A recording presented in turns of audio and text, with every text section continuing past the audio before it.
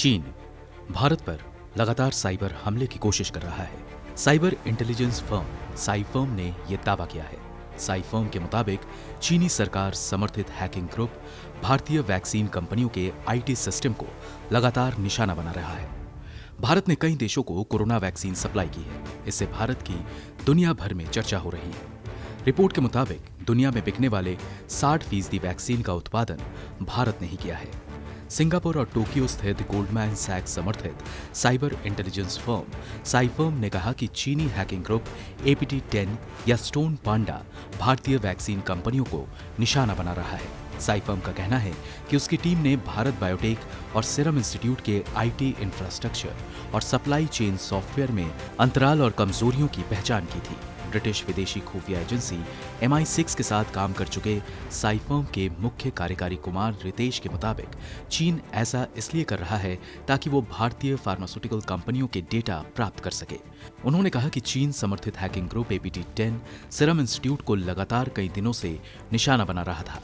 उन्होंने हैकर्स की टीम के हवाले से बताया है कि सीरम इंस्टीट्यूट के मामले में कई कमजोर वेब सर्वर दिखाई पड़े हैं। हालांकि चीनी विदेश मंत्रालय ने इस पर कोई आधिकारिक बयान जारी नहीं किया है।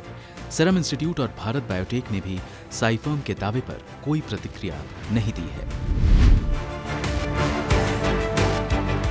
इतना ही नहीं, पिछले साल 12 अक्टूबर को मुंबई के एक बड़े हिस्से में पावर ग्रिड फेल हो गया था।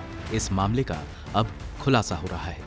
हाल ही में अमेरिका की cyber security company recorded future ने अपनी रिपोर्ट में बताया था कि चीनी सरकार से जुड़े एक समूह के हैकर्स ने मैलवेयर के जरिए भारत के महत्वपूर्ण पावर ग्रिड को निशाना बनाया था। रिपोर्ट के मुताबिक रेडेको नाम के एक हैकिंग ग्रुप ने भारतीय पावर सेक्टर को अपना निशाना बनाया।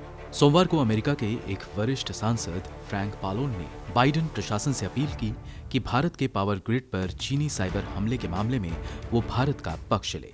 उन्होंने अपने ट्वीट में लिखा, अमेरिका को अपने रणनीतिक साझेदार का साथ देना चाहिए और भारत के पावर ग्रिड पर चीन के खतरनाक हमले का विरोध करना चाहिए। इस हमले के महामारी के दौरान अस्पतालों में बिजली कट गई और उन्हें जनरेटर्स का सहारा लेना पड़ा। उन्होंने लिखा, हम चीन को ताकत और धमकी के बल पर इलाके में प्रभुत्व कायम नहीं करने दे सकते।